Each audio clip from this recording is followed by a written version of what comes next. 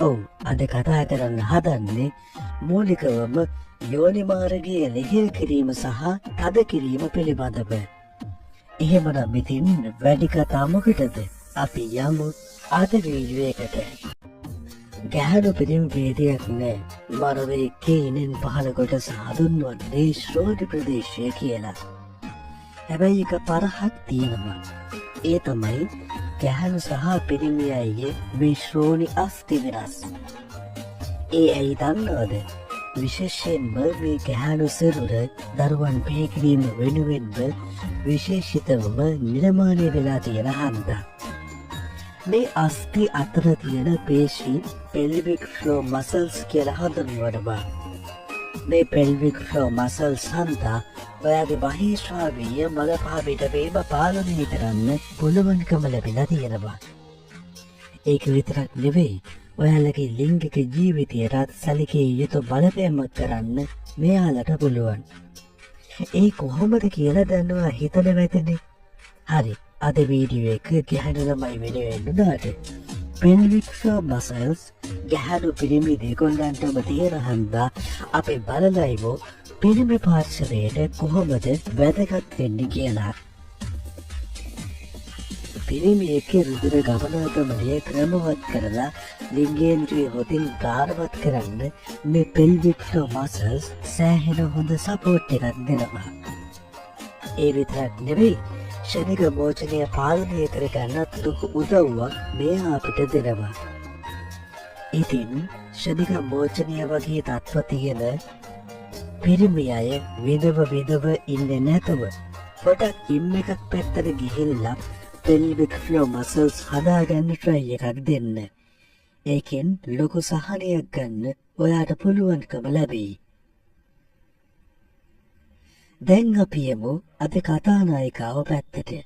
ඔව්, ගැහැණු ළමයිට කොහොමද මේ කියන pelvic floor muscles වැදගත් වෙන්නේ කියන එක. ගැහැණු අයගේ යෝනිය දැඩි බවකින් පපත්ව ගන්න ලොකුම සපෝට් එක දෙන්නේ මෙන්න මේ කියපු pelvic floor muscles තමයි. ලිංගික සබඳතා සඳහා ඒ සපෝට් එක ඉතාමත් අත්‍යවශ්‍ය දෙයක්. ඒ වගේම තමයි බඩවැල්, මුත්‍රාශය වගේම ගැහැණු සිරුරේ වැදගත්ම අවයව කොටස වන ගර්භාෂය පරිස්සම් කරලා දෙන්නත් මේ pelvic floor muscles දෙන්නේ වචනයෙන් විස්තර කරන්න බැරි තරම් ලොකු සපෝට් එකක්. ඉතින් ඔයගොල්ලෝ කවුරුත් දන්න දෙයක් නේ, වයසට යාමත් එක්කම අපේ සිරුරේ මාංශ පේශීනුත් වයසට යනවා, දිරාපත් වුණම කියන එක. ඉතින් අද කතා කරන pelvic floor muscles පවා වියපත් වීමත් එක්ක දියවීමට, දිරා යාමට පත් වෙනවා. එතනදී සිද්ධ වෙන නරක දේ තමයි මේ pelvic floor muscles වලින් ආරක්ෂා වෙන ඉන්ද්‍රියන් පහළට එන එක. විශේෂයෙන්ම ගැහැණු කෙනෙක් දරුව ලැබුවට පස්සේ මේ තත්ත්වය වඩා වේගයෙන් සිද්ධ වෙනවා. විශේෂයෙන්ම ගර්භාෂය පාත් වෙන එක.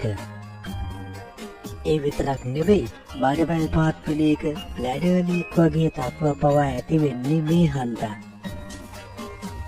ඉතින් මෙහෙම උනාම පත්වන අපහසුතාවය ගැන අය අමුතුවෙන් මම කියලා දෙන්න ඕන නෑ නේද?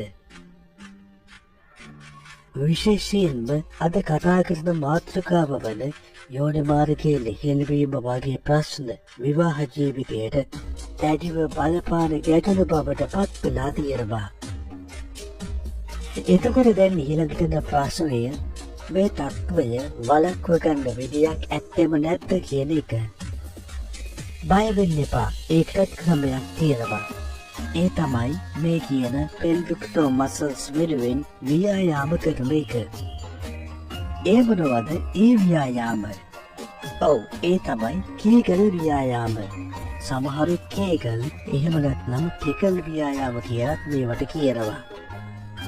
මේ ව්‍යායාම හරහා පුළුවන්කම තියෙනවා මේ කියන තත්ත්වයන් පාලනය කරගන්න. ආනෝල්ඩ් හෙන්රි කෙකල් කියන වෛද්‍යවරයාගේ පරීක්ෂණයක ප්‍රතිඵලයක් විදිහට තමයි කෙකල් ව්‍යායාම ලෝකෙට ලැබෙන්නේ. ඉතින් මේ හන්ද තමයි මේ ව්‍යායාම වලට කෙකල් ව්‍යායාම කියලා කියන්නේ. මේ කෙගල් ව්‍යායාම අනෙක් ව්‍යායාම වගේ අමාරුනේ. මේක ක්ලෙන්ච් ඇන් රිලීෆ් ගනේ එකක්. දැන් ප්‍රශ්නයක් එතනේ කිව්වේ මොකක්ද කියලා? ඒ කියන්නේ මේකෙන් මසල්ස් ටයිට් කරන්නත් රිලීෆ් කරන්නත් පුරුදු කරවනවා. දැන් ඊළඟ ප්‍රශ්නේ මේ ව්‍යායාම සෙක්ස් ලයිෆ් එකට වැදගත් වෙන්නේ කොහොමද කියන එක. පිරිමි අය ගත්තම පුරුෂ ලිංගය හොඳින් ප්‍රාණවත් කරන්න වගේම වැඩි වෙලාවක් ලිංගිකව එකතු වෙන්නත් මේ ව්‍යායාම උදව් වෙනවා. කලින් කිව්වා වගේම ගැහැණු අයට යෝනි මාර්ගයේ තද කරගන්න උදව් වෙන හන්දා ඒක පිරිමියටත් ලොකු උදව්වක් වෙනවා හොඳින් ලිංගික කටයුතු වල නිරත වෙන්න. ඒ වගේම තමයි ගැහැණු කෙනෙක්ට හොඳ සූරතාන්තයක් ලබා ගන්නත් මේක ගොඩක් හොඳ සපෝට් එකක් දෙනවා.